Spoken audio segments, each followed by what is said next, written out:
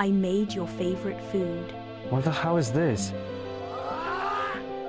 Thank you for inviting me here, Kim. There is a real sense of peace in your creations. As evening descends, a gentle light fills the kitchen, where Clara moves with a quiet grace. The kettle screams, shattering the silence as James remains absorbed in the phone, his body language distant.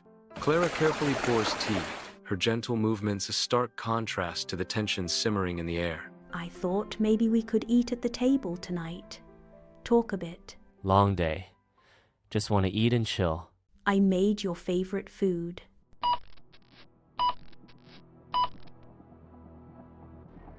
Let's eat and talk. I prepared your favorite dish. I didn't ask you to.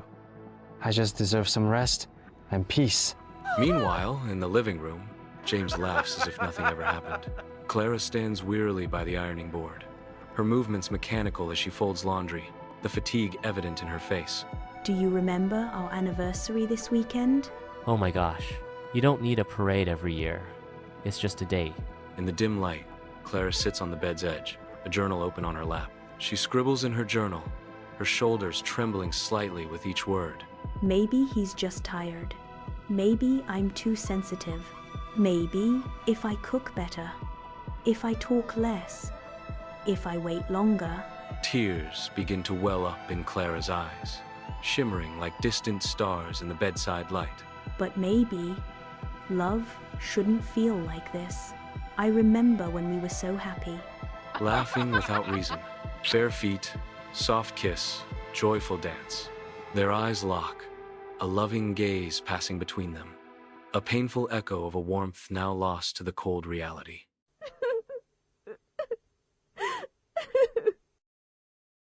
It's time to move on. In the muted light of morning, Clara stands resolute, a suitcase her only companion. Where are you going, Clara? What the hell is this?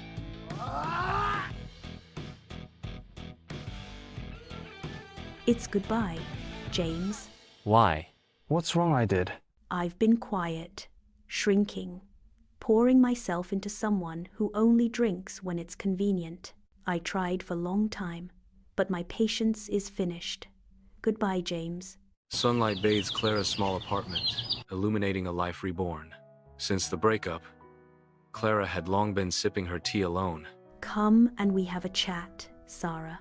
Few minutes later, Hello, Clara. How are you? You look lighter. Turns out, love isn't about staying. It's about growing. And sometimes, growing means leaving. Clara, let's have a fresh air and we talk more somewhere else. Sarah's eyes fixate on the teacup in Clara's hands, a silent question hanging in the air. Is that a reminder of where you've been, not where you're going? Prioritize yourself, Clara. Do what you love. You are right, Sarah. I should do it. In the quiet art class, she molds the clay, not into her usual teacups, but into something new, something daring. There is a real sense of peace in your creations. I am finding my own shape.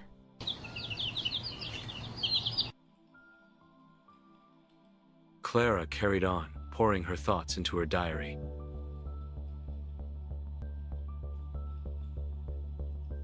A moment of reflection as Clara takes a slow, thoughtful sip, her eyes distant.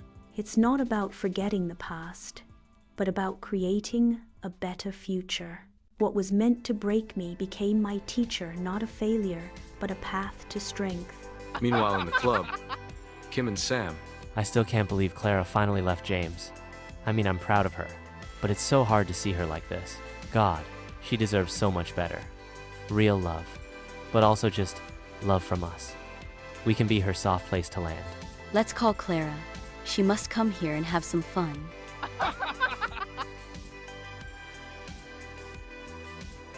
Thank you for inviting me here, Kim. It's pleasure to us and making sure you never feel alone. It was wonderful time. Clara is back home from the club.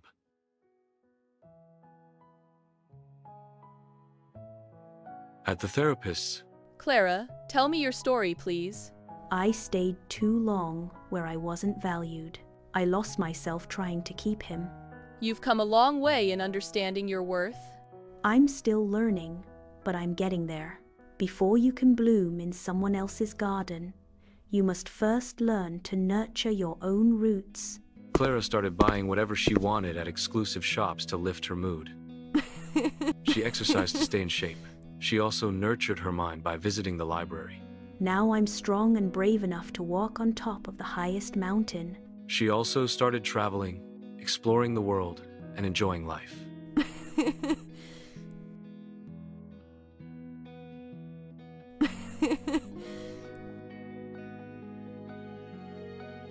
It was a great time, just for me. I really deserved it. Lost in introspection, Clara sits alone, her pen dancing across the pages of her journal, weaving thoughts into words. In solitude, Clara sips tea by a window, her gaze drifting into the distance, a moment of quiet reflection. Some relationships don't leave bruises on the skin. They chip away at your soul. And the hardest part isn't leaving them.